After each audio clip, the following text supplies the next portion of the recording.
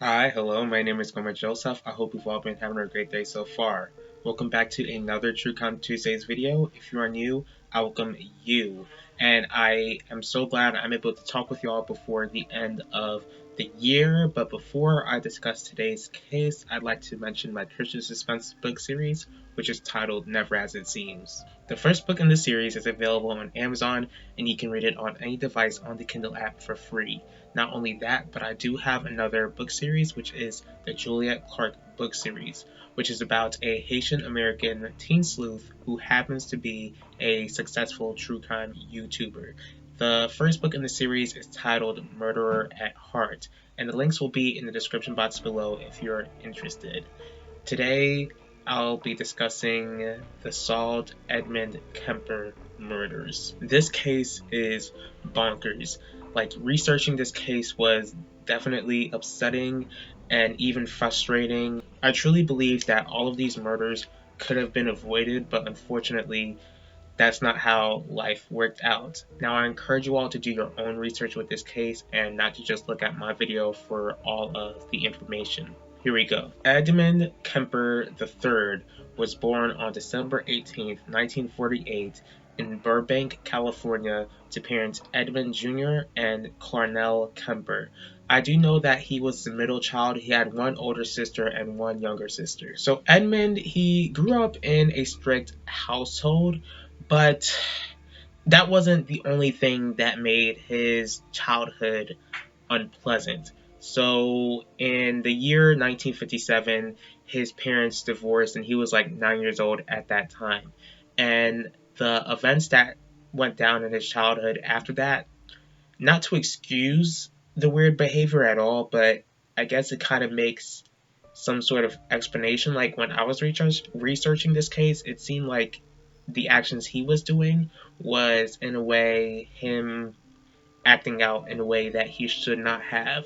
Now, at 10 years old, he was doing weird things like burying the pet cat, and he buried the pet cat alive. Then, for some reason, he dug the cat back up and cut its head off. For some reason, he found pleasure in lying to his family, and I would assume that he lied about the cat being alive or dead or something like that.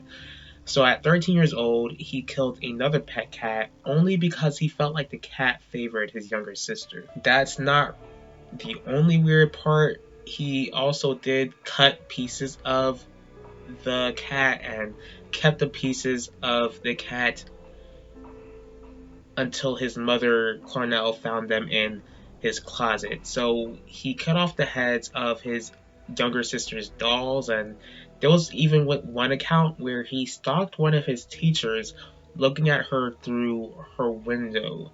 And he also played weird games with his sister where he would pretend to be tied up and killed by electrocution or suffocation in a gas chamber. It seemed like Cornell was creeped out by Edmund, and I mean that's understandable. But when your child creeps you out, I think you should get help for them. So instead of getting the help that Edmund needed, she made him sleep in a locked basement with rats and all that stuff, fearing that he might rape his sisters. And once again, if you have this fear that your son is going to rape your daughters, you should get him the proper help. So she also refused to show him affection because she thought that showing affection would turn him gay. Yep, and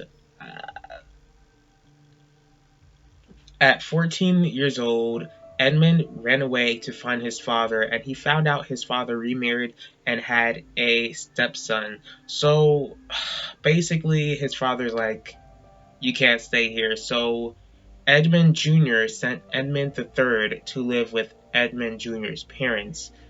And while living with his grandparents, Edmund didn't like living there since he saw his grandfather as weak, and he stated how his grandmother belittled both her husband and her grandson. On August 27th, 1964, Edmund Kemper's grandmother Maud sat in the kitchen table after having an argument with her grandson, to the point where Edmund, he left the kitchen, then came back to the kitchen with a shotgun and killed his grandmother with the shotgun. So before Maud even got shot, she told Edmund that he better not be shooting the birds again, but Edmund Kemper shot his grandmother. His grandmother was his first victim. When Edmund Sr. came back home from grocery shopping, Kemper shot and killed his grandfather as well. The reason that Kemper gave was that he claimed that he didn't want Edmund Sr. to see his dead wife. So, unsure of what to do next, Kemper called his mom, Clarnell, telling her to call the police, and she did, so Kemper was arrested, telling the police that he wanted to know what it was like killing Grandma. After their arrest, Kemper's actions were declared incomprehensible for a 15-year-old to commit. So instead of going to prison, he went to this insane asylum where they diagnosed him as a paranoid schizophrenic. This is the type of action that I was talking about earlier on in the video where I said that so many other deaths could have been prevented. Like, if you watched any of my videos in the past where I've discussed child killers, then you would know that I believe that kids at a certain age know what they're doing when they take somebody else's life. And I believe that they should be in prison for the rest of their lives. Like, when I was 15 years old, like, I was not thinking of killing somebody because I knew if I killed somebody, I would be spending the rest of my life in prison. So not only that, but most schizophrenics out here aren't out here killing other people. So I'm not sure. Obviously, that that diagnosis wasn't the right one to make. But what do I know? Like, I'm not a psychiatrist. But it seems like I was right where I said that diagnosis wasn't the right one to make, because Kemper was re-diagnosed with aggressive personality type behaviors. So during Kemper's 21st birthday in December 18th, 1969, he was released from the asylum with a clean record, so nobody would have known, unless he told them, nobody would have known that he shot and killed his grandparents. So the people who released him thought that they rehabilitated him. Boy, were they wrong. So they asked Kemper to stay with his mother, Clarnell, against the psychiatrist's wishes. When you keep watching this video, you will actually see why the psychiatrists were right and why people should have listened to them. So Kemper and his mother's relationship was still toxic. They were constantly arguing, so he eventually moved in with a friend who lived in another city in California, which I believe is called Alameda. But with financial troubles, he would have to move in and out with his mother from time to time. So there will be times where Kemper would also drive around California, picking up female hitchhikers, fantasizing all different type of horrendous things he would do to them. On May 7th, 1972, Kemper felt ready to go after his next victims, so he picked up Mary Ann Pesh and Anita Lukesha. These were two 18-year-old friends from Fresno State University. They thought that Kemper would drive them to Stanford University, but instead he drove to a wooded area, telling them that he was taking a different way so that he wouldn't worry them.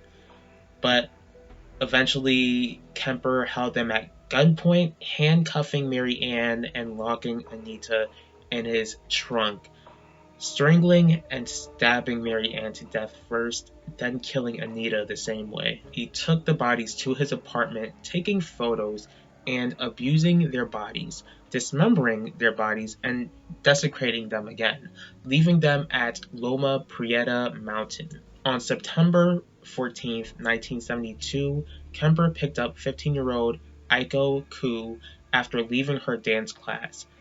So this grown monster pulls a gun on this 15-year-old child the same way that he did with Mary Ann and Anita. He continues to choke this child. He continues to assault this child, then killed her, left her body in the trunk while he went to a bar, went back to the apartment, abusing her body, then dismembering her, leaving her body with the previous victims. On January 7th, 1973, Kemper picked up 18-year-old Cindy Shaw, I believe was a student at Cabrillo College. He shot and killed her, placed the body in the trunk, then left the body in the closet in his mother's house. And he lived with his mother at that time, so he left the body in the closet overnight. As to how you can, because I would assume that he slept in that room, so as for you to smell a dead body, again, like, I'm not the best person at science, but like, I would assume that the dead body would, eventually decompose. I don't know how fast they do, but it's like 9 hours seems like a good enough time to be smelling a dead body. So as for you to sleep while you smell a dead body, I have no words for it. When his mother left the house, Kemper abused the body and removed the bullet from it, dismembering the body in his mother's bathtub. Now, he kept the body for days, desecrating it for days, then buried it in his mother's garden. His reason for burying the head in the garden was that he said that his mother always wanted people to look up at her. That's the reason. He said that his mother always wanted people to look up to her.